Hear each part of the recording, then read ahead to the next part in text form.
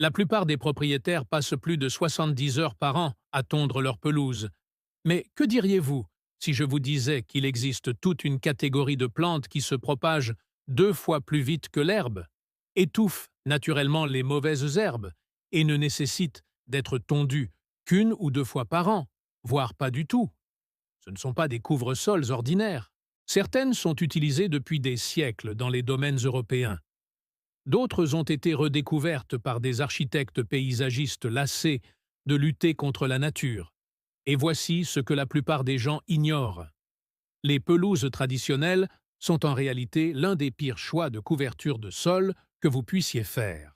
Aujourd'hui, je vous dévoile 15 couvre-sols qui vont complètement changer votre vision de votre jardin. L'une d'entre elles se propage si rapidement qu'elle peut couvrir 300 pieds carrés en une seule saison. Une autre était utilisée dans les jardins des monastères médiévaux, car elle ne nécessitait quasiment aucun entretien.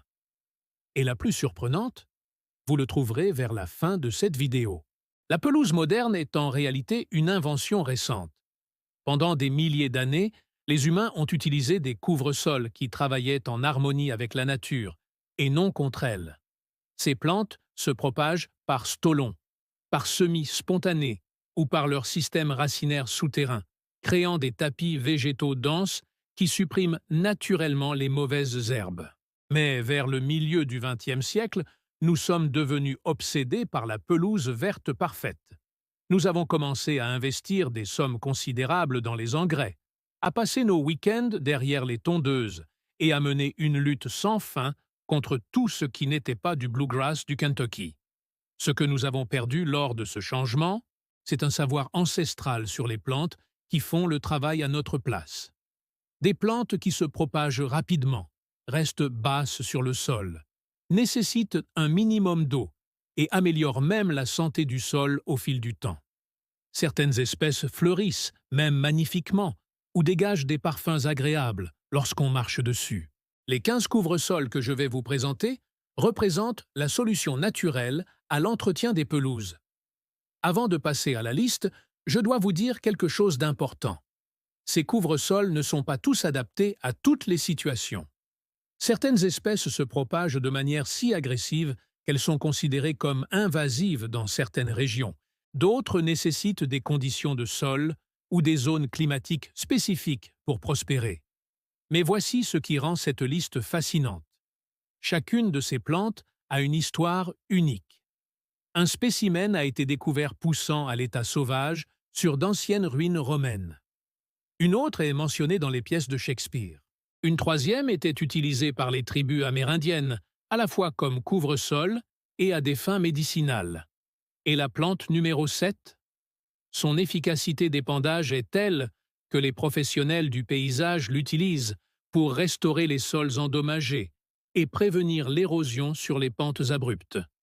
Une fois implantée, elle devient quasiment impossible à enlever, ce qui est exactement ce que l'on recherche pour un couvre-sol. Commençons par le numéro 15 et progressons jusqu'au plus impressionnant. Numéro 15, thym rampant. Imaginez un tapis de minuscules feuilles parfumées libérant le parfum des herbes d'été à chaque fois que vous marchez dessus. C'est du thym rampant. Ce couvre-sol est utilisé dans les jardins européens depuis le Moyen Âge. Les moines la plantaient entre les dalles des cours des monastères, car elle ne nécessitait aucun entretien et dégageait d'agréables arômes lors des promenades du soir. Shakespeare mentionne même le thym dans Le songe d'une nuit d'été, décrivant des lits de fées, faits de thym sauvage. Le thym rampant se propage en formant un tapis dense, en envoyant des tiges qui s'enracinent partout où elles touchent le sol. Dans des conditions idéales, une seule plante peut s'étendre sur 45 cm de diamètre en une seule saison de croissance. Elle reste basse, seulement 5 à 7,5 cm de hauteur, ce qui signifie que vous pouvez marcher dessus sans l'abîmer. Scientifiquement parlant, le thym contient des composés qui inhibent naturellement la croissance des autres plantes environnantes, un processus appelé allélopathie. Cela signifie qu'il ne se contente pas de couvrir le sol, il empêche activement les mauvaises herbes de s'implanter. De plus, une fois bien implantée, elle ne nécessite pratiquement aucun arrosage et prospère dans des sols pauvres qui mettraient à rude épreuve les gazons traditionnels. L'avantage pratique? Plantez-la une fois et elle se maintiendra d'elle-même. Pas d'engrais, arrosage minimal et tonte uniquement si vous souhaitez lui donner une forme particulière. De plus, ses fleurs violettes ou roses attirent les pollinisateurs. Numéro 14. Menthe corse. Imaginez un couvre-sol si bas qu'il ressemble à de la mousse, mais qui libère un puissant parfum de menthe au toucher. La menthe corse est originaire des îles méditerranéennes où elle pousse à l'état sauvage dans les fissures des anciens chemins de pierre. Depuis des siècles, c'est le secret des jardins des villas italiennes. Les fleurs sont plantées entre les dalles pour créer des allées vivantes et parfumées. Cette plante se propage grâce à des tiges rampantes qui forment un tapis dense d'à peine un demi-pouce de hauteur.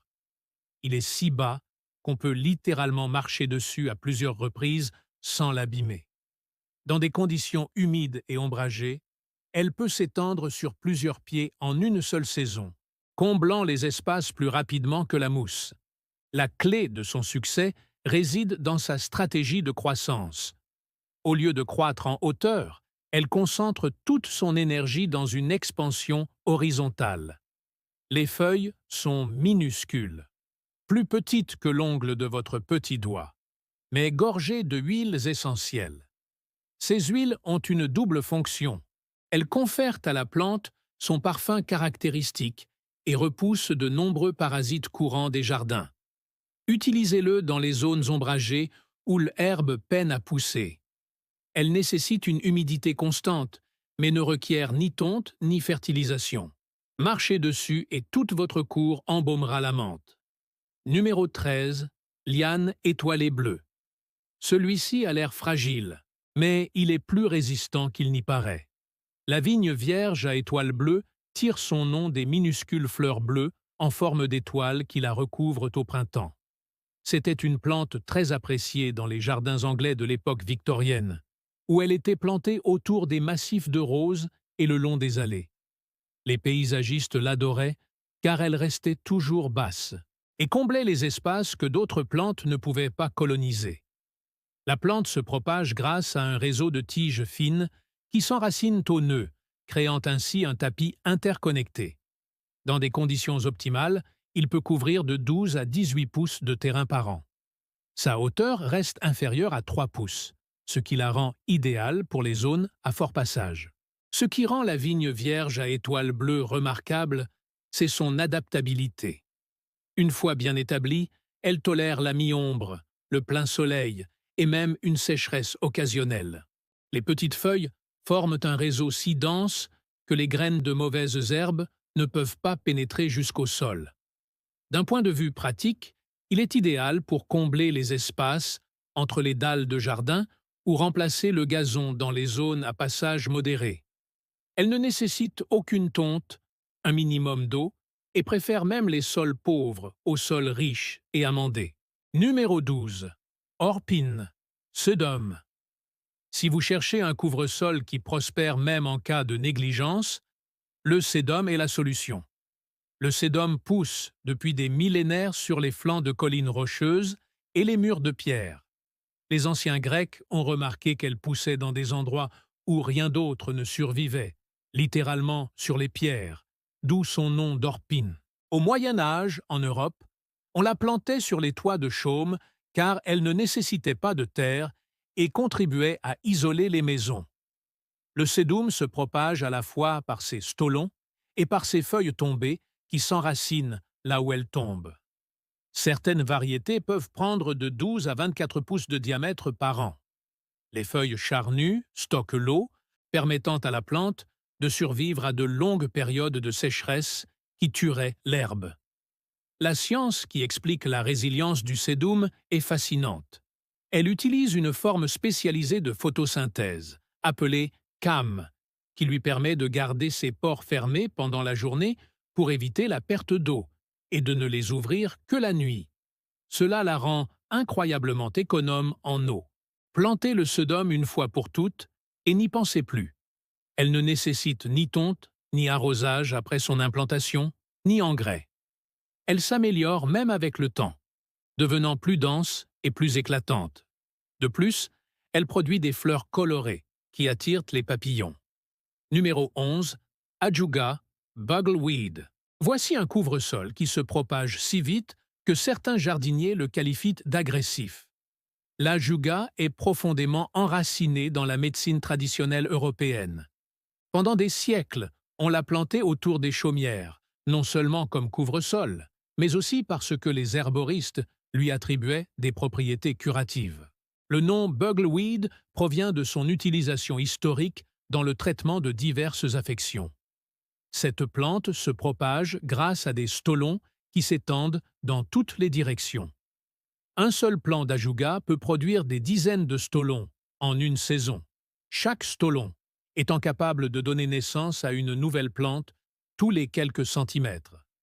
Dans des conditions idéales, elle peut s'étendre de 90 cm à 1,20 en une seule année. Les feuilles d'ajuga forment des rosettes denses qui se chevauchent, créant ainsi une barrière épaisse contre les mauvaises herbes.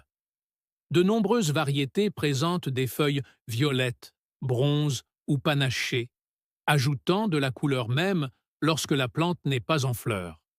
Au printemps, elle produit des épis de fleurs bleues, violettes ou blanches que les pollinisateurs adorent.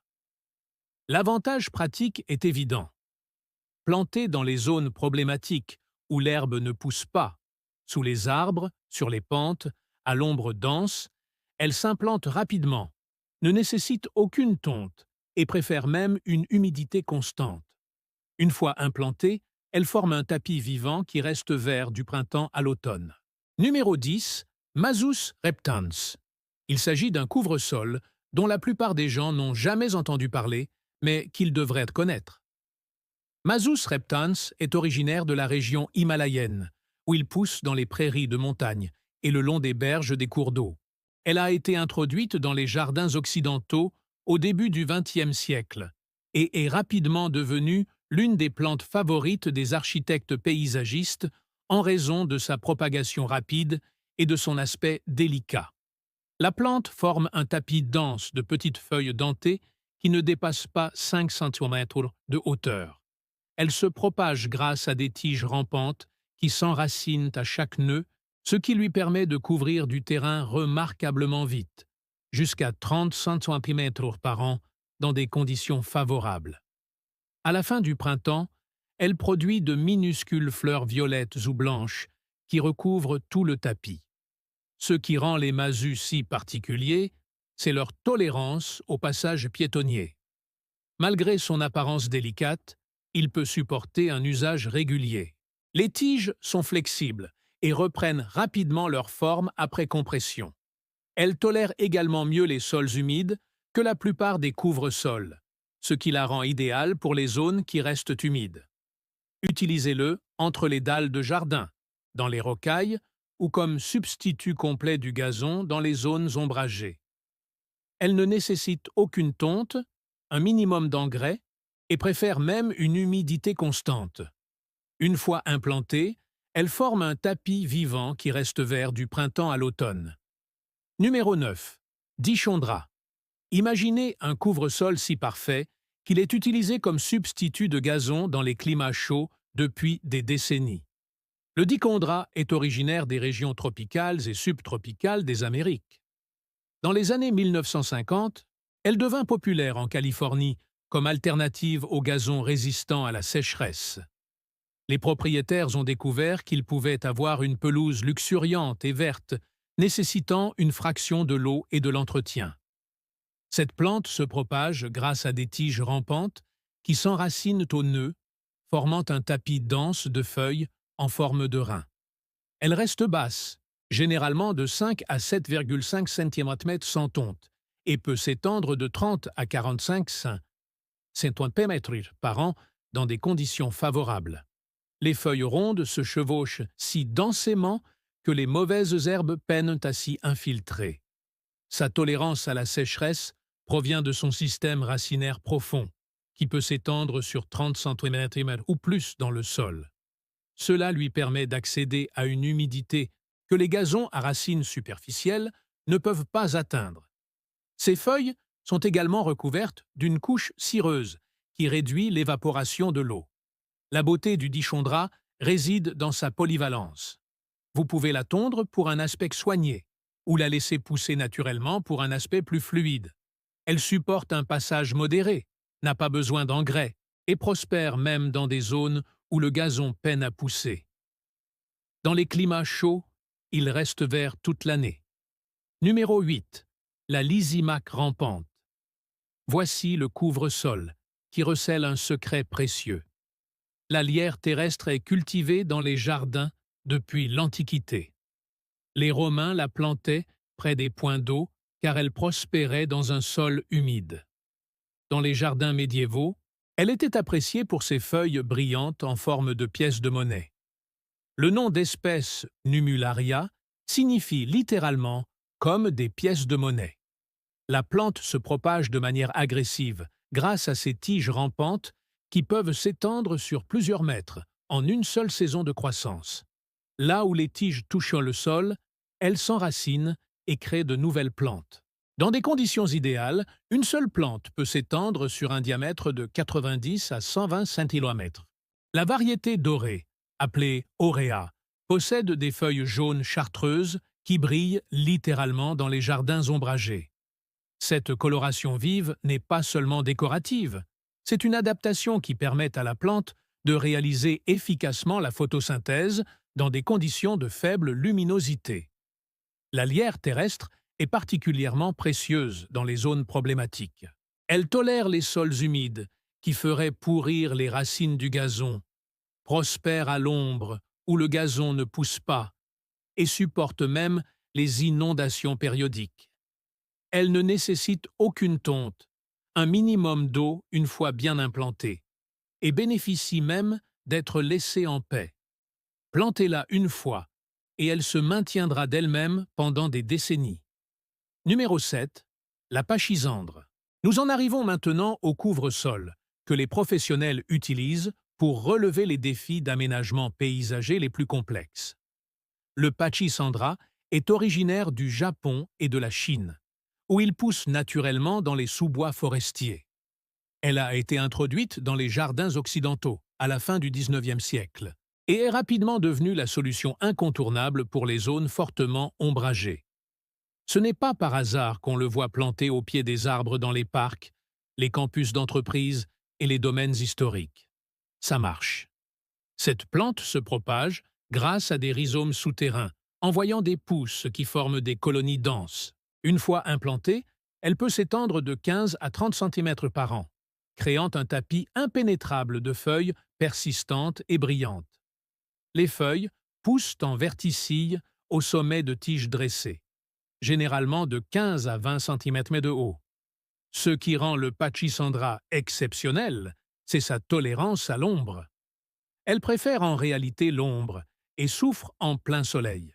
Le dense couvert végétal qu'il forme bloque si efficacement la lumière du soleil qu'aucune mauvaise herbe ne peut pratiquement pousser en dessous. Cette suppression naturelle des mauvaises herbes la rend idéale pour les grandes surfaces où l'entretien est difficile. Les paysagistes professionnels utilisent le pachysandra sur les pentes pour prévenir l'érosion, sous les arbres matures où l'herbe ne pousse pas, et dans les propriétés commerciales où un faible entretien est essentiel. Elle ne nécessite aucune tonte, un minimum d'eau une fois bien établi et bénéficie même d'être laissée tranquille. Plantez-la une fois et elle se maintiendra d'elle-même pendant des décennies. Numéro 6. L'aspérule odorante. Ce couvre-sol dégage un parfum inoubliable. L'aspérule odorante a une longue histoire dans la culture européenne. Dans l'Allemagne médiévale, on l'accrochait en bouquet pour rafraîchir les pièces et on l'ajoutait au vin pour créer le vin de mai, une boisson printanière traditionnelle.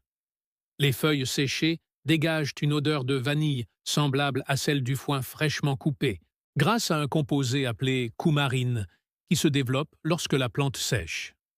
Au jardin, La spérule odorante se propage par rhizome et par semis spontanés, créant des colonies denses dans les zones ombragées. Elle peut s'étendre de 12 à 18 pouces par an, formant un tapis luxuriant de feuilles verticillées, surmontées de délicates fleurs blanches au printemps. La capacité de cette plante à prospérer à l'ombre dense la rend précieuse pour les zones situées sous les arbres ou le long des murs exposés au nord. Au printemps, les feuilles apparaissent d'un vert éclatant et restent attrayantes jusqu'à l'automne. Lorsqu'on marche dessus, elles dégagent un parfum subtil et agréable. D'un point de vue pratique, la spérule odorante résout le problème des sols nus sous les arbres matures. Elle ne nécessite aucune tonte, un minimum d'eau une fois bien établi et bénéficie même d'être laissée tranquille. Plantez-la une fois, et elle se maintiendra d'elle-même pendant des décennies. Numéro 5. Le trèfle. Oui, cette même mauvaise herbe que vous combattez dans votre pelouse est en fait l'un des meilleurs couvre-sols que vous puissiez planter. Avant l'invention des engrais synthétiques dans les années 1950, le trèfle était intentionnellement inclus dans les mélanges de semences pour gazon. Les agriculteurs et les propriétaires comprenaient quelque chose que nous avons oublié. Le trèfle fixe l'azote de l'air, fertilisant naturellement les plantes environnantes. Ce n'est que lorsque les entreprises chimiques ont commencé à commercialiser des herbicides que le trèfle a été considéré comme une mauvaise herbe. Le trèfle blanc se propage grâce à des tiges rampantes appelées stolons, qui s'enracinent au nœud et peuvent s'étendre sur plusieurs pieds en une saison. Dans des conditions optimales, le trèfle peut combler les zones dégarnies 2 fois plus vite que l'herbe. Elle reste basse, généralement de 10 à 20 cm, et tolère la tonte si on le souhaite, bien que ce ne soit pas nécessaire. La science derrière le trèfle est remarquable. Ses racines abritent des bactéries qui transforment l'azote atmosphérique en une forme utilisable par les plantes. Cela signifie qu'une pelouse de trèfle se nourrit d'elle-même et n'a pas besoin d'engrais synthétiques. Elle possède également des racines profondes qui la rendent tolérante à la sécheresse et résistante au brunissement dû à la chaleur estivale. Semez une pelouse de trèfle et vous y consacrerez moins de temps, d'argent et d'efforts qu'avec du gazon. Elle ne nécessite qu'une tonte occasionnelle, ne requiert aucun engrais, consomme moins d'eau et reste verte lorsque l'herbe brunit. De plus, elle produit des fleurs blanches que les abeilles adorent. L'industrie du gazon nous a convaincus que c'était un problème, mais c'est en réalité une solution. Numéro 4. Vinca minor, pervenche. C'est un couvre-sol qui a un côté sombre, et c'est précisément pour cela qu'il est si efficace. La petite persille, Vinca minor, est utilisée dans les jardins européens depuis le Moyen Âge. Son nom, pervenche, vient du latin pervinca, qui signifie lié ou entrelacé, en référence à son mode de propagation agressif. À l'époque victorienne, on le plantait dans les cimetières, car il ne nécessitait aucun entretien et symbolisait la vie éternelle. La plante se propage grâce à des tiges rampantes, qui s'enracinent partout où elle touche le sol. Une seule plante peut produire des tiges de 1,8 à 2,4 mètres de long en une seule saison de croissance. Ces tiges forment un réseau si dense qu'elles étouffent littéralement la végétation concurrente. Le feuillage persistant et brillant reste attrayant toute l'année, et des fleurs bleu-violet apparaissent au printemps. Le caractère envahissant de la pervenche est en réalité son plus grand atout en tant que couvre-sol. Les paysagistes professionnels l'utilisent pour lutter contre l'érosion sur les pentes abruptes et pour couvrir de grandes surfaces où rien d'autre ne pousse. Une fois implantée, elle crée un couvre-sol permanent et sans entretien qui s'embellit avec le temps. En pratique, cela permet une couverture totale sans aucun effort. Plantez la pervenche dans les zones problématiques, sous les arbres, sur les pentes, à l'ombre dense, et elle fera le reste. Pas de tonte, pas d'engrais, arrosage minimal. Sachez simplement qu'une fois que c'est fait, c'est définitif. C'est un couvre-sol qui ne plaisante pas. Si vous trouvez ces informations utiles et que vous réalisez qu'il existe de meilleures alternatives aux pelouses traditionnelles, rendez-moi service. Cliquez sur le bouton « J'aime » et abonnez-vous à la chaîne. Cela permet à davantage de personnes de découvrir que l'entretien de la pelouse n'est pas forcément une bataille sans fin. Nous arrivons tout juste aux couvre-sols les plus impressionnants. Les couvre-sols que nous avons présentés jusqu'à présent sont impressionnants, mais les 3 derniers appartiennent à une toute autre catégorie. Ce sont les plantes vers lesquelles se tournent les professionnels du paysage lorsqu'ils ont besoin de résultats rapides, lorsque l'érosion menace un flanc de colline, lorsqu'une propriété a besoin d'être recouverte immédiatement ou lorsque les méthodes traditionnelles ont échoué à plusieurs reprises. Vous allez découvrir des couvre-sols qui non seulement se propagent plus vite que l'herbe, mais plus vite que presque toutes les autres plantes du règne végétal. Elles sont si envahissantes que, dans certaines régions, leur plantation nécessite une mûre réflexion, mais utilisées de manière stratégique, elles transforment les zones problématiques en zones sans entretien presque du jour au lendemain. L'un d'eux a été utilisé pour stabiliser les zones bombardées de l'Europe d'après-guerre. Une autre plante pousse si vite que des chercheurs ont étudié ses mécanismes cellulaires pour comprendre son expansion rapide. Enfin, dernièrement, elle a été à la fois saluée comme un miracle paysager et interdite dans certains États, ce qui en dit long sur son pouvoir de propagation. Ce ne sont pas des couvre-sols que l'on plante à la légère. Ce sont des solutions à déployer lorsque vous souhaitez une couverture permanente et intensive. Commençons par le numéro 3. Numéro 3, la vesse couronnée. C'est ce revêtement de sol qui a reconstruit l'Europe. Après la Seconde Guerre mondiale, de vastes zones rurales furent dévastées. Les flancs des collines sont érodés, les sols endommagés, les paysages défigurés. Ils se sont tournés vers la coronille, une légumineuse originaire d'Europe, d'Afrique et d'Asie. La coronille rampante se propage grâce à un réseau agressif de rhizomes et peut couvrir une surface de 80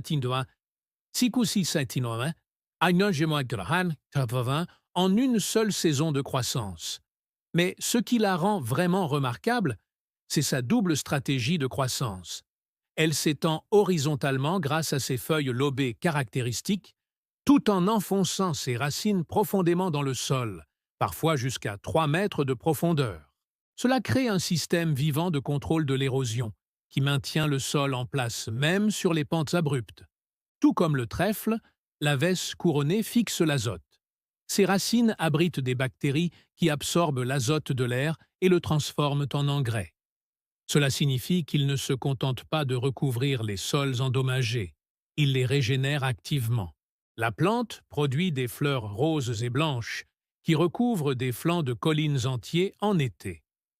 Dans les années 1960 et 1970, les services des routes d'Amérique du Nord ont planté des millions de plants de vesse couronnés le long des routes et des talus. C'était la solution idéale. Plantée une fois, elle se maintient pour toujours. Pas besoin de tondre, pas besoin d'engrais, et cela prévient l'érosion mieux que n'importe quelle solution technique. Le hic, elle est si efficace qu'elle est désormais considérée comme invasive dans certaines régions. Une fois installée, elle est quasiment impossible à enlever. Mais pour les pentes problématiques, les flancs de collines érodés ou les zones où rien d'autre ne pousse, cela reste la solution de prédilection. Numéro 2, le lierre anglais. Nous entrons maintenant en terrain controversé, car le lierre anglais est à la fois l'un des couvre-sols les plus efficaces et l'une des plantes les plus envahissantes que l'on puisse introduire dans un aménagement paysager. Le lierre anglais entretient une relation avec la civilisation humaine depuis 2000 ans. Les anciens Romains le considéraient comme sacré pour Bacchus, le dieu du vin, et l'utilisaient pour couronner les poètes et les érudits. Au Moyen Âge, en Europe, on la plantait sur les murs des châteaux et les domaines, où elle se trouve encore aujourd'hui. On estime que certains plants de lierre en Angleterre ont plus de 400 ans. En tant que couvre-sol, le lierre se propage grâce à ses tiges rampantes qui s'enracinent à chaque nœud. Dans des conditions idéales, Une seule plante peut s'étendre sur 4,5 à 6 mètres en une seule saison de croissance. Les tiges forment un tapis si dense qu'elles étouffent tout ce qui se trouve en dessous. Une fois établie, la couverture est si complète que les mauvaises herbes ne peuvent pas pénétrer. Ce qui rend le lierre particulièrement fascinant, ce sont ses deux phases de croissance. Dans sa phase juvénile, elle s'étend horizontalement sur le sol avec des feuilles lobées caractéristiques, mais lorsqu'elle rencontre une surface verticale, un arbre, un mur ou une clôture, elle se transforme. Les tiges développent des radicelles aériennes qui s'accrochent aux surfaces et la plante commence à grimper. À ce stade de maturité, les feuilles changent de forme et la plante produit des fleurs et des baies. Les paysagistes professionnels utilisent le lierre dans des zones où absolument rien d'autre ne pousse, à l'ombre dense d'un couvert arboré, sur des pentes abruptes sujettes à l'érosion ou dans des sols pauvres. Elle ne nécessite aucune tonte, aucun engrais, un minimum de eau, et s'améliore même avec le temps, formant un épais tapis de verdure persistante. Mais voici la réalité. Le lierre ne se contente pas de couvrir le terrain, il le conquiert. Dans les écosystèmes forestiers, il peut grimper aux arbres et finir par les tuer en bloquant la lumière du soleil. Elle se propage de manière si agressive que de nombreuses régions la classent comme invasive. Certaines municipalités ont totalement interdit sa vente. Alors pourquoi l'inclure? Car, utilisée de manière responsable, dans des zones contrôlées, loin des forêts naturelles et sur des propriétés où le confinement est possible, il n'existe pas de couverture végétale plus efficace. Elle transforme des zones arides et problématiques en espaces verts luxuriants sans aucun entretien.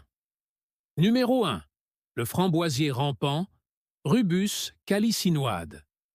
Et voilà, le couvre-sol à croissance la plus rapide qui nécessite rarement d'être tondu. Le framboisier rampant est originaire de Taïwan, où il pousse à l'état sauvage dans les régions montagneuses. Elle a été introduite dans l'horticulture occidentale à la fin du XXe siècle, et les professionnels du paysage ont immédiatement reconnu son potentiel. Cette plante accomplit quelque chose de remarquable. Elle allie une croissance vigoureuse à une beauté ornementale et à des fruits comestibles. Le mécanisme de propagation est extraordinaire. Le framboisier rampant émet de longs stolons qui peuvent s'étendre de 1,8 à 3 mètres en une seule saison de croissance. Là où ces stolons touchent le sol, ils s'enracinent immédiatement et envoient des stolons supplémentaires. Une seule plante peut théoriquement couvrir une surface de 30 à 40 pieds carrés en un an. Les tiges forment un tapis dense et imbriqué qui supprime complètement les mauvaises herbes. Mais contrairement à de nombreuses espèces envahissantes, le framboisier rampant est attrayant. Les feuilles sont frisées et texturées, ce qui crée un intérêt visuel. Ils sont à feuillage persistant dans les climats doux et prennent une teinte bronze dans les régions plus froides. La plante produit de petites fleurs blanches, suivies de minuscules framboises orange-rouge qui, bien que peu abondantes, sont comestibles. Ce que les architectes paysagistes apprécient particulièrement chez cette plante, c'est sa capacité à résoudre les problèmes.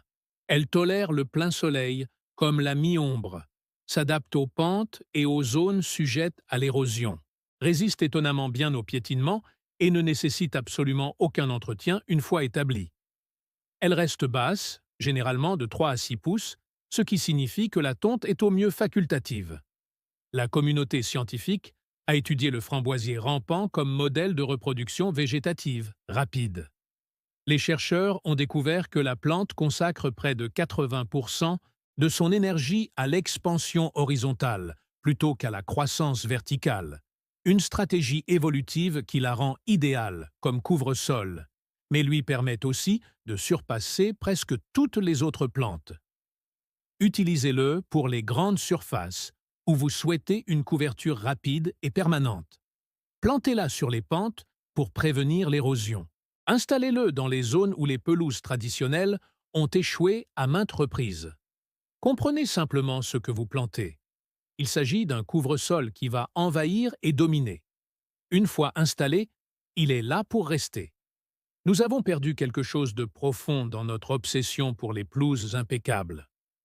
Pendant des milliers d'années, les humains ont travaillé avec la nature, sélectionnant des plantes qui prospéraient sans intervention constante, qui amélioraient le sol au lieu de l'appauvrir, qui nécessitaient un minimum de ressources et offraient un maximum de bénéfices. Puis, à un moment donné, nous avons décidé de lutter contre la nature. Nous avons choisi un couvre-sol, le gazon, qui exige une tonte constante, un arrosage régulier, des engrais chimiques et des herbicides pour éliminer tout ce qui n'est pas du gazon.